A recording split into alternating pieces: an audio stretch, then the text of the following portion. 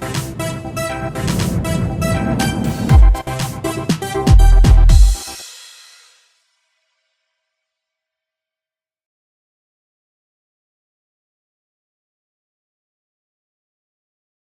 can get started. So a huge round of applause for the next speaker, Dr. Vineet Venugopal. Over to you. Hi, can you guys hear me? No? How about now? Yeah? Okay, thank you. Hi everyone, good afternoon. My name is Vineet Venugopal. I work at the Massachusetts Institute of Technology in Boston. I am a material scientist. So a material scientist is someone who looks at different materials and wonders why they have different properties. For example, a material scientist asks the question, why is it that you can take a ceramic plate and drop it and it's going to break, but if you take a metal plate and drop it, it's not going to break? But at the same time, you take this metal plate and bend it, it's going to bend. You can't bend a ceramic plate. So a material scientist understands why different materials have different properties.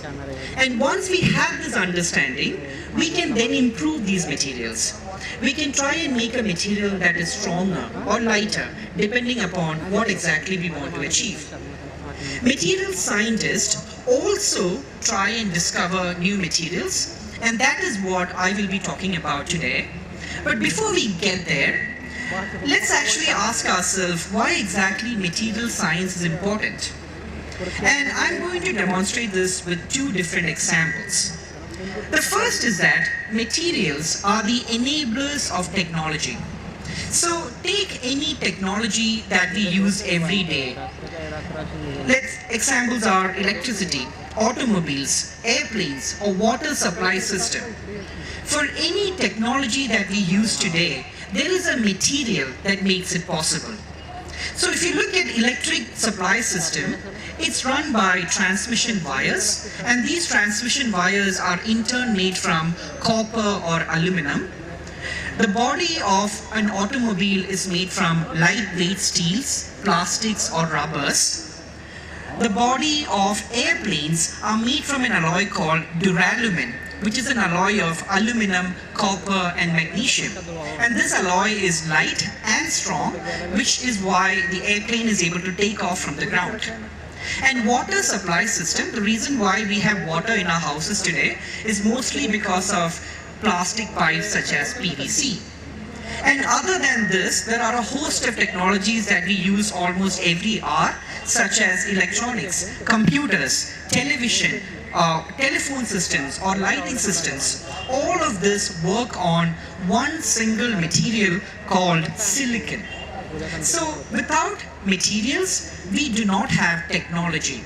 So any technology that we have is built on the scaffold of a material. The second reason, which I shouldn't require any convincing, is that we live in a material world, right? I'm wearing materials right now. You are sitting on materials. We probably use hundreds of different materials every day. Now, some of these materials are quite simple. You find them everywhere all the time. Some of these materials are very complex and have very unusual properties. Now, one such complex material is this one in my hand right now. It's probably too small for you to see. So here is an image. It's a small black cylindrical ceramic disc. And this material has a very unusual property in that it is a superconductor. Okay? How many of you know what superconductors are? Can you raise your hands? Awesome. So I don't need to explain to this audience what a superconductor is, but superconductors have many unusual properties.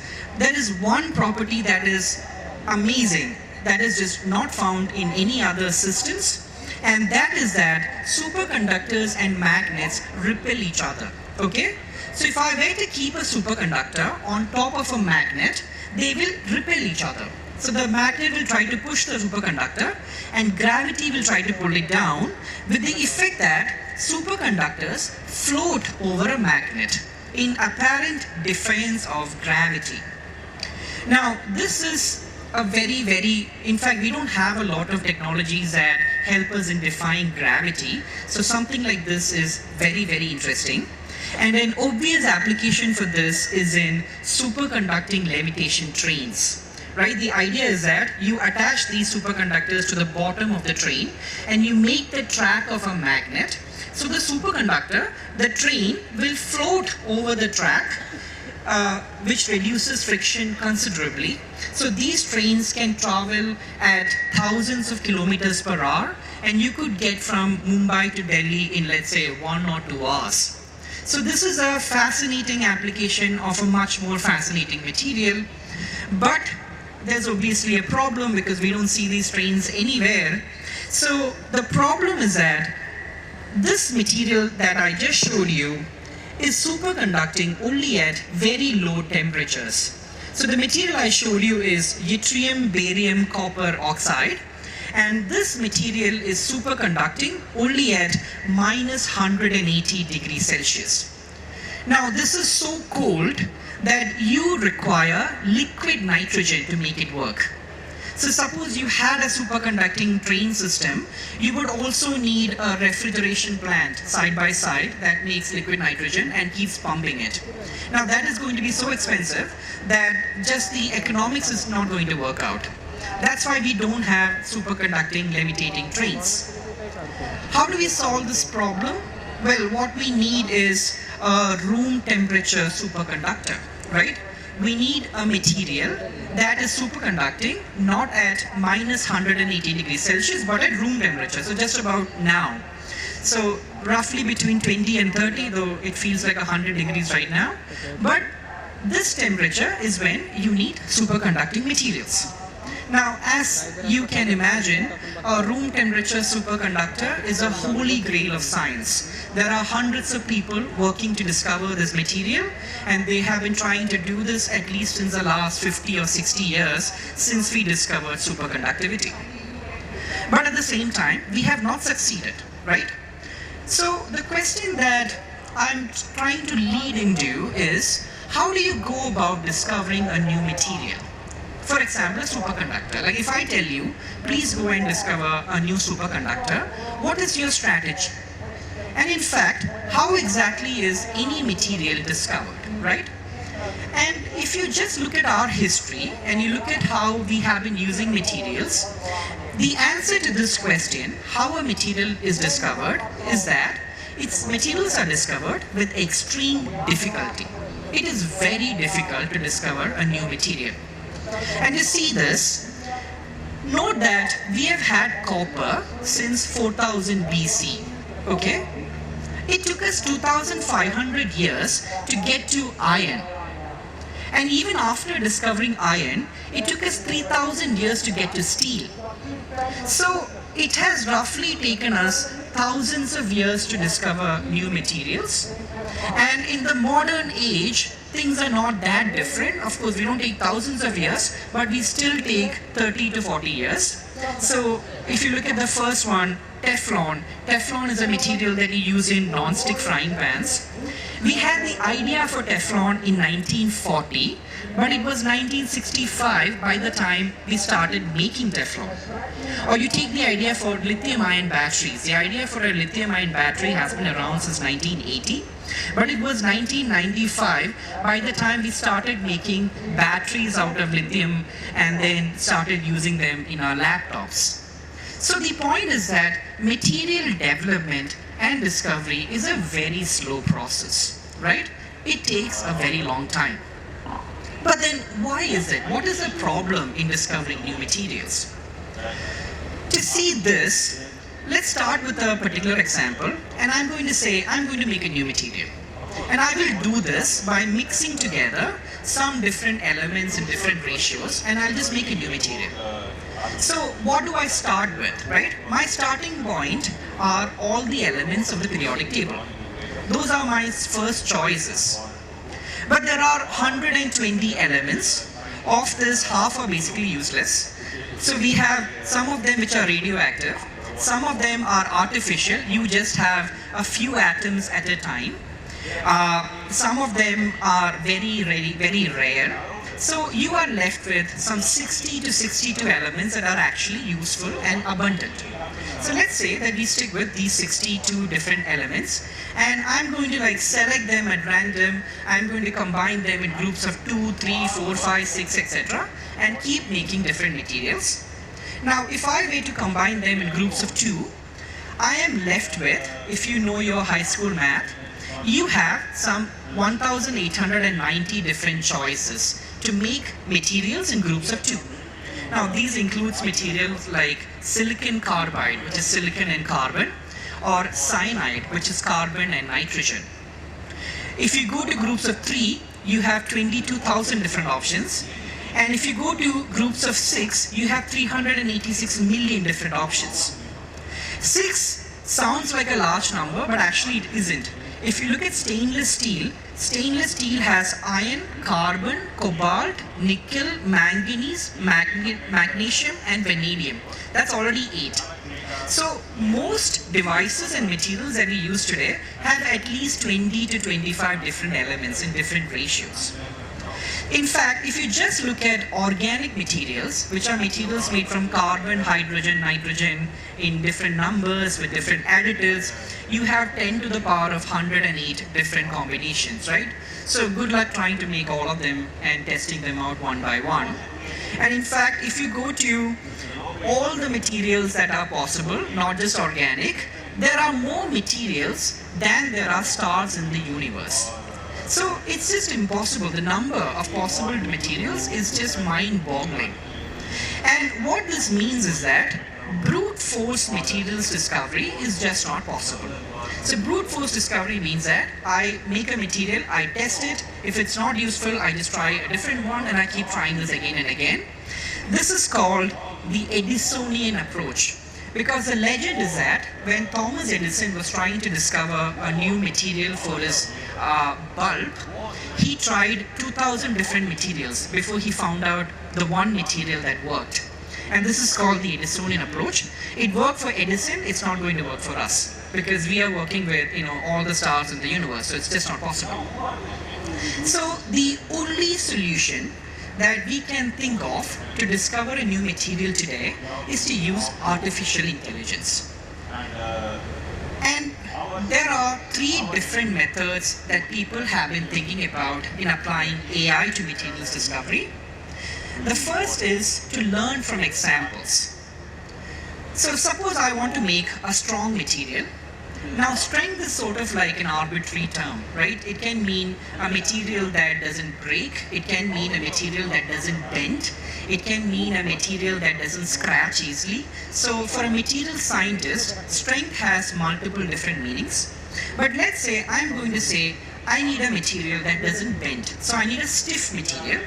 So what I do is that I compile a list of the materials I know and their Young's modulus, which is the number that is a measure of the stiffness of this material, and I create a table out of it.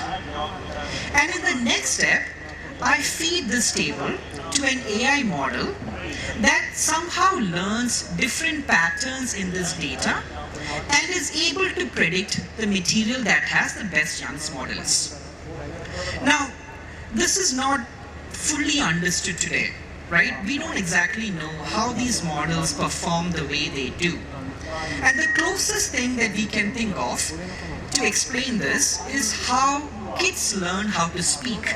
Right? So when a child learns to speak, he or she is not reading a book or learning the rules of grammar. How the child picks up language is that it just listens to other people speak. And from this example, it somehow learns the rules of grammar by themselves. So that is sort of how these models work, and it is for this reason that it is called artificial intelligence, right?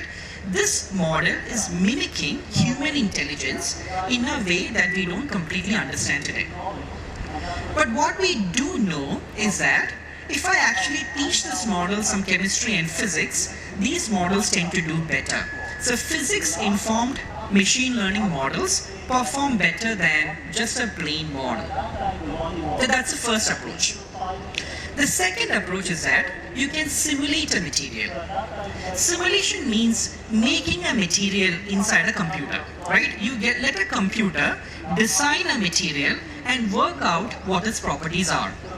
And the way we do this is we take a material and then we run some complicated quantum mechanical calculations on it, and we try and predict its molecular structure. So once we know the structure, we can pretty much predict everything else about it. We can say how strong it is, we can say how hot it is going to be, whether it conducts electricity, whether it is transparent. There's a lot that we can say just from the molecular structure. And the way we do this today is through a framework called the density functional theory, or DFT. But then DFT itself, it involves solving a lot of mathematical equations. And for most decent materials, just a DFT calculation takes between a couple of days to a couple of weeks. So even this is not feasible when you multiply this to millions of different materials, right? It's just impossible. So I'm waiting for the next screen. I see myself now. The way we do this is we use AI to do DFT. And the way we do this is, again, you compile a list of materials and their structures, you create a table out of it, give it to an AI model, the AI model does its magic, it learns something, and then now you can give it a new structure and it's able to predict the best material out of it. That's the simulation part of it. And the final method that we do today is actually using robotics to make new materials in the lab and test them. So these are robotic systems that mix and match materials in different combinations, run the test by themselves, see what the results are, and based on the results, it just updates its next round of experiments. Now, recently, the Carnegie Mellon University created a cloud lab, which is this $20 million setup which has all the fabrication and characterization equipments that we can think of. And it's called a cloud lab because you can sit here in India, submit a job to the cloud lab. The cloud lab will make the material, test it, create the results, and they just send you the results. So it's a literal cloud lab, right? So all of this together is creating a different paradigm in material science. And this was recently demonstrated in a work by Google where they discovered 2.2 million new materials.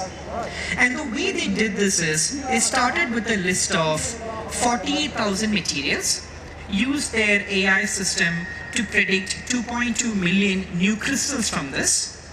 But then of these 2.2 million, not all of them are equally useful. So then they use simulations to find out 380,000 that are actually synthesizable from this list. And then a robotic lab made 58 of them, out of which they successfully discovered 41 new materials. So you're starting from 2.2 million and going all the way to 41 that actually worked. And here are some examples of some materials that we discovered. And these materials include materials that might be useful for new type of batteries, they might be useful for new type of catalyst. But I hope you can see the full pipeline here, right? You're going from a large number and then you are successively narrowing it down to a smaller number of useful materials. Now, what AI basically does is that it casts this very wide net, and then you then screen the results one by one until you get to something that's actually useful. So all of this together has led to a revolution in material science. So we like to joke that this is material science on steroids. We are like discovering hundreds of new materials today in a month that used to take years in the past. And this is particularly significant because if you look at our history, we have named our periods of history after the material that was predominantly used at that time. So that's why we have the Iron Age, the Copper Age, the Paper Age. When we discovered iron, we were able to make stronger agricultural implements. These implements in turn allowed us to do better agriculture, which created more food. More food meant that people could settle down, and this led to the birth of civilization. Or when we discovered paper, we finally were able to write down and pass information cheaply between people. And this in turn started the Renaissance and led to the scientific technological age that we are in today.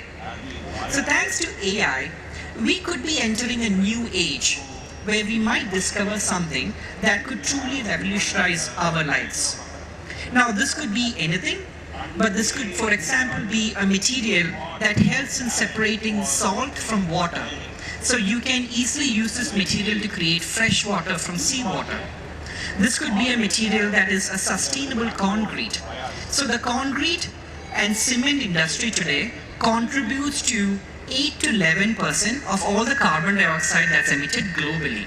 So if we can actually find a cement that doesn't produce as much carbon dioxide, we are making a significant difference to the world. We can even go one step further and we can actually create a material that directly absorbs carbon dioxide from the air. So this carbon dioxide absorbing material just absorbs carbon dioxide and just takes it out of circulation, helping to fight global warming. But anyway, this is a very exciting time, and I'm really happy that I got to be here to share this with you. I'm happy to take any questions. Thank you so much. Hello. My question is, for semiconductor industry today worldwide, other than silicon and silicon carbide, are there any other materials being discussed? Because India is focusing on semiconductor progress. Yeah, that's a good question. So in the semiconductors, the inorganic semiconductor space is pretty much saturated. You have the 3-5 group semiconductors, but there's a lot of work in organic semiconductors, which are polymers, aromatic compounds. They are much cheaper, they are flexible, they are easier to manufacture. So organic semiconductors is where I would put my bet if I had to. Hello, sir. I am material engineer like you, and I have a question about superconductivity. What are the problems do you face for creating high temperature superconductivity? Like an example of niobium titanium, it's a literally high temperature superconductor, or it is the lack of theoretical interpretation of high temperature superconductivity, which is the problem for creating high temperature superconductors. Thank you. I'm not sure there is a lack of theoretical understanding. We have the BCS theory for type 1, and then we have the Polaron theory for type 2. But at the same time, I think, so we have had superconductors recently that required very high pressures. So they worked at room temperature, but they still required high pressures. So I think that the problem is optimizing a number of properties, right? So it's not just enough that the material is superconductor at room temperature. It should have a high current density. It should integrate well with existing systems. So the junction where you attach a wire to the superconductor, that has its own complications. So there's a lot of things that it needs to optimize. So searching through the material space to find a material that satisfies all of those conditions is a real problem. Hello sir, so I wanted to ask how quantum computing technology is going to help in material discovery, and also how AI and quantum computing can work together for this, means what is their future? Yeah, that's an interesting question. So quantum computing, when it gets to the scale that we want, right now, it's not exactly where we want it to be. So the problem is that you have these qubits, and these qubits, they might be in one direction, but they will flip for no reason. So you have this noise in the system. So the way that people, let's say we do get a quantum computer that actually works and is perfect, then what it does is that we can do the actual DFT calculations that I mentioned. We can do that using these quantum computers, and that might be much faster. So you could potentially do these simulations in a matter of seconds, and so we might have like more advanced data. So that's like one way that quantum computing can help with us. AI in quantum computing, is it how AI affects quantum computing? I'm not exactly sure. But AI and quantum computers are sort of doing the same thing, because at that point we barely understand what's going on. So you might as well call it artificial intelligence. Okay. Hello, sir. Yeah. So I have a question. I have two questions actually. So my first question was, you talked a lot about sustainability in the new materials which are being discovered. So my first question was, what exactly is MIT doing to sort of find these new materials? Are there any simulations which are being run? And what steps exactly is MIT taking to sort of find these new sustainable materials? And sort of my second question was that, so you also talked a lot about, finding new materials using AI and material science. So I wanted to ask, are there any other applications of AI in material science specifically? Okay, so sustainability is not just something that you attempt, like it's not that you try to discover a sustainable material, it's something that you imbibe. It's like you always think of sustainability at every step of your work. That means that when you are using large number of computers for calculations, those are run on these data centers, they create a lot of heat and carbon dioxide. So if you're thinking about sustainability, you should think of it right from the beginning, okay? And at MIT specifically, there's a lot of work on sustainable concrete, sustainable alloy designs, sustainable plastics. So in a lot of these cases, we have not thought of what happens at the end of the material's life cycle. So there's a lot of work that happens in that space. But that's true almost everywhere, by the way. Okay, so people everywhere are working on these problems. AI in materials discovery. So the other way that you can think of the application of AI in material science is that we have a lot of information of materials in scientific literature, text, handbooks, etc. So having something like a chat GPT, but specifically for material science. So I can ask it a question. I can be like, is this plastic thermoplastic or thermo, I forget what the other thing is. That's like something you can ask, and it can give me an explanation at a scientific level. So it's a lot of and even people are even thinking about hypothesis generation. Can you actually get the AI to design something, maybe propose a new idea that I can go and test. So there's a lot of work happening in that direction as well. Hello, sir. Is there any research going on discovering material that will help remove plastic nanoparticles from human body right now? Sorry, can you say that again? Yeah, is there any research going on discovering a new material that will help remove plastic nanoparticle from human body? Okay, so I'm not sure we need a material to remove nanoparticles, right? It could be an idea, it could be a machine that does it. In terms of a material, I haven't heard of anything that does that work specifically. Thank you.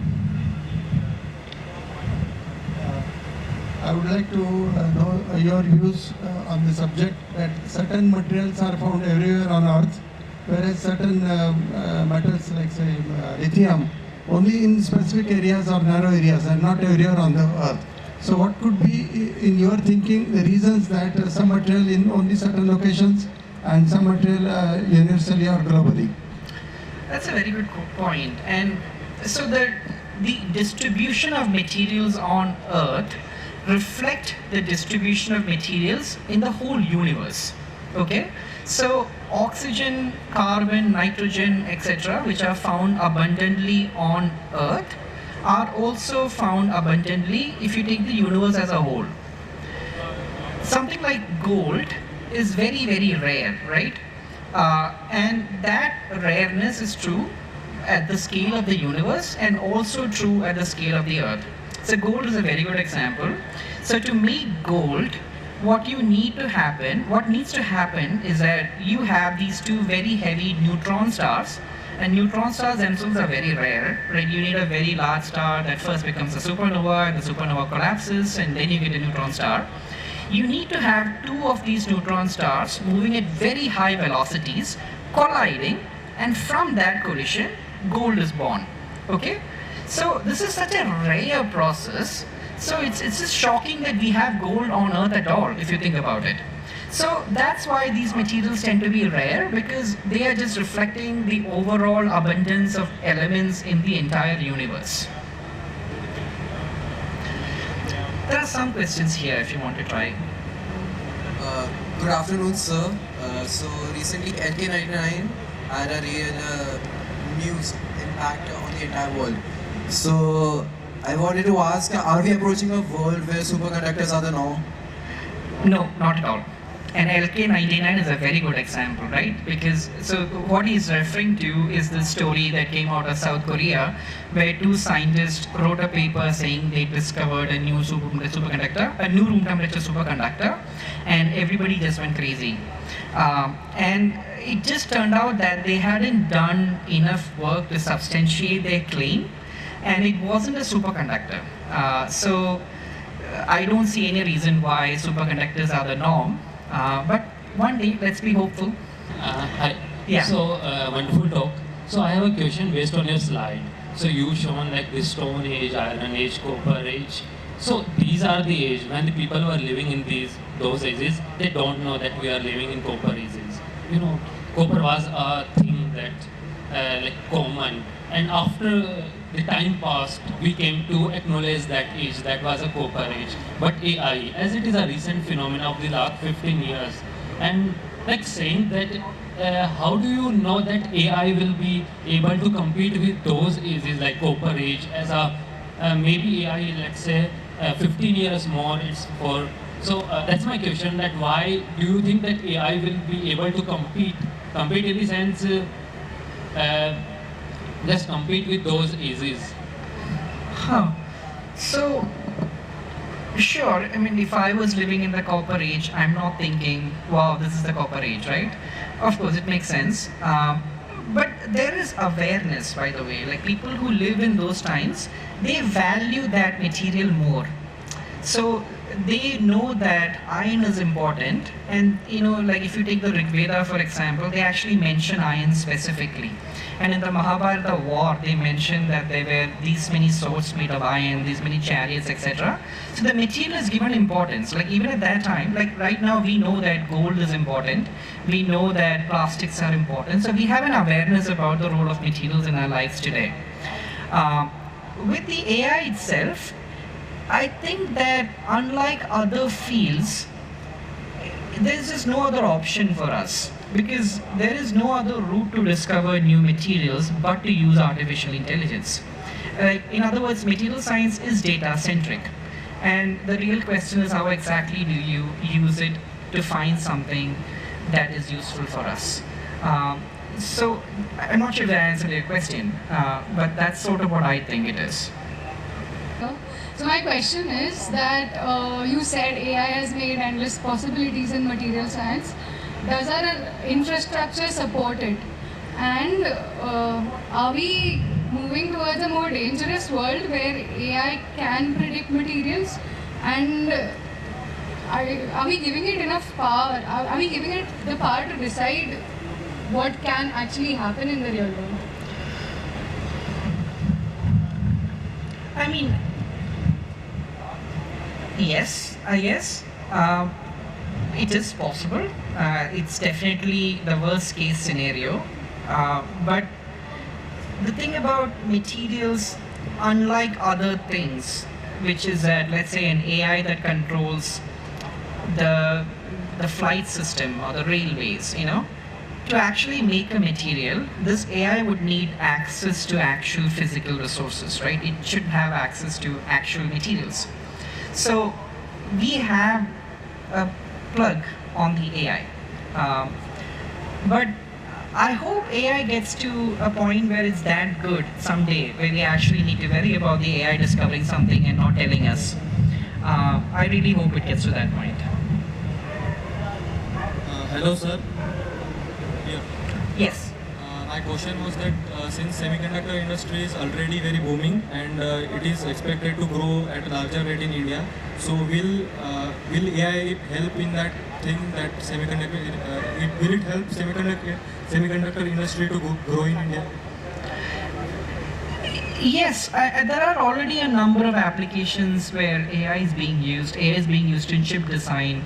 For example, because chips are getting complicated, we're going from two-dimensional chips to 3D NAND structures and everything, you know.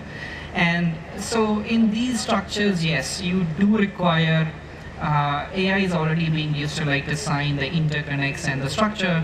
We are also using AI in designing new sort of photoresist in the wafer design. In sustainability, because semiconductor industry uses a lot of water and electricity, so there's a lot of work being done in that. I'm sure AI has a lot of applications for semiconductors. Yeah, hello? Yeah. Yes. Sorry. Yeah, I just had a question about how you got to know about material science and what was your first group of materials or material that you researched in MIT? Yeah, so my undergrad was in ceramic engineering, and that's sort of how I got into material science. And the first material that I actually worked on was a material called microwave dielectrics. It's a material that's used in cell phones to pick up the signal and amplify it. And it wasn't like, you know, world-changing research by any means, but it was interesting for me. And that was how I got interested in research and subsequently went forward. Yeah. Sir, having come here, just I got really assurance that metal science has really good future. That one was first thing. Second thing, do you feel like you made the right decision? Yes, yes. No, actually, really fantastic, because I was somehow feeling in a negative way whether choosing my son's career in the metal science is correct or not. So anyway, now I got a good assurance. And second thing is, one thing I want to know in this AI, now they are telling, and I had a very bad experience of commercialization of from research lab to actual product. I was involved in a development of a particular material, but I'm not able to commercialize. Even I went into Midani and got into material, but unfortunately I'm not able to pass over this, and still it is in a lab only. Whether this AI will it have a stamp of approval that reduce this barrier, whatever found by AI will naturally get into market, or what is that? Is that whether that way whatever 51 materials, new materials found will come to market, or still it will be in the handful people who can control the market? That's I want to know. For example, I want to have reduce the fatness in particular design material. So reduce the nickel, chromium and all found one particular design, so that cost also optimized. But that is not, I'm not able to market it. Whether these 51 materials which has been, Google has been identified, whether it can be commercialized directly because it is a AI found, or still same way it is go through all the present norms. So discovery and commercialization are two very different phenomena, right? You can discover as many materials as you want, unless there is a clear advantage over that material coming into the market, it's unlikely to succeed. So for example, the infrastructure that we have today for the oil and gas industry is just so heavy that it's very difficult to come up with something that is not petrochemical, because there's already so much like sunken cost into that. For our economy to just shift entirely is just not possible. So commercialization is a very, very different phenomenon. It's more a socio-political thing than it is science, right? There's science, but you know, if you make a material, for example, a room temperature superconductor, if you find it, yes, commercial value, definitely. But something that's sort of like ambiguous, it's very hard to predict what will happen. Hello. So I had a question that, Yes. So as someone who's studying materials, would you rather a material that exists on room temperatures but requires high pressures, or a material that can exist at normal pressures but requires high temperatures? Yeah, it's a very good question. Because to get to high pressures is very easy. All you need to do is to reduce the surface area, right? Pressure is force divided by area. So if you take the material and make it very, very small and apply a small force, you are still getting high pressure. What really matters is the current density, is how much is the current that it can actually transmit through that surface, right? So that would be the real parameter. It's neither. So I would say it's neither pressure nor temperature. I mean, you need the temperature to be reasonable, but it is really how much current is this material able to conduct, you know? That's the real question. So what is the most cost efficient and effective superconductor that we have found till date? The one I showed you, yttrium, barium, copper oxide. And that's mostly because liquid nitrogen, if you look at the numbers, it's cheaper than milk, okay? But the thing is, you need to buy it in large quantities. Like you can't buy like a small jug of liquid nitrogen, you need like a giant cylinder. And it doesn't scale that well, but there's still like, so far this has been the next material, okay. I'm told that we have 2 more questions that we can take before I need to seed the ground. And then after that, maybe we can go to the gentleman with the glasses. Yeah. Hello, sir. I want to ask what would be the saturation point of Moore's law, and what would be our next silicon-like big material that humankind will use? We have sort of already reached the Moore's law. So we are already working at the 2 nanometer node at the research level. And after the 2 nanometer node, you know, it's really just atoms. So there's really like, we've already sort of reached the Moore's law. We've already broken it in the sense that we are no longer doubling every 1.5 years, which is what the Moore's law says. But we're still making progress, but it's much, much slower. Silicon-like material, well, that's hard to say. I mean, if I knew the answer, I would make it, right? Yes. Probably maybe last question.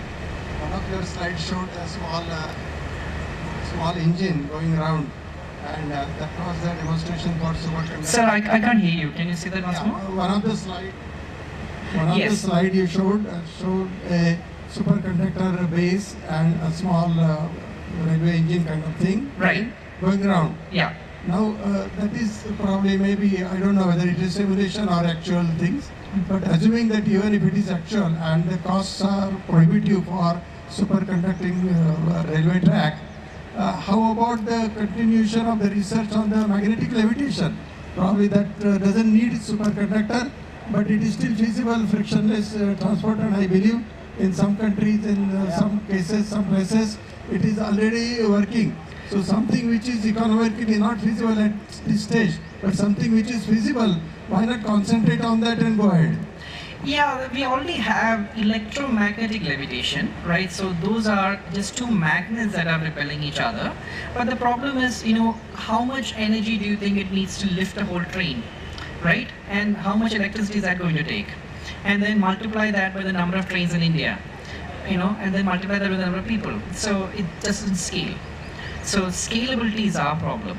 And I don't think electromagnetic levitation will, maybe there's a technology out there that we haven't discovered that says we don't need superconductors, but we haven't discovered it so far.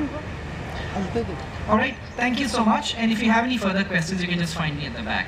Thanks Can again. we have a huge round of applause, please? Vinit, before you leave, I do have a question. I feel like a lot of it was technical, a little bit was not. But my question is around science communication, because I see you're quite passionate about that as well. Yeah. Now the thing is that not enough scientists are able to find time, to spend time to sort of engage with audiences, take time out to talk about their research in popular science talks. What's your take on that, and what would you tell other scientists, sort of budding scientists in the audience? What's the one reason why they should engage with with non-specialist audience about their science? Yeah, so I always find people who are extremely smart but don't have any other knowledge besides what they do.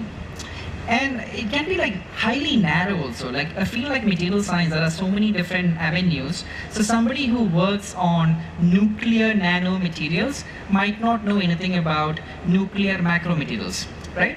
But the thing is, I believe that creativity comes from the intersection of completely random things. So that's why I always think that it's helpful to talk to people who work in something that you have no idea about, because there's something that happens in that communication that seeds creativity. And I think that's what I would suggest to most scientists as well. Thank you. That was really lovely. A huge round of applause, please.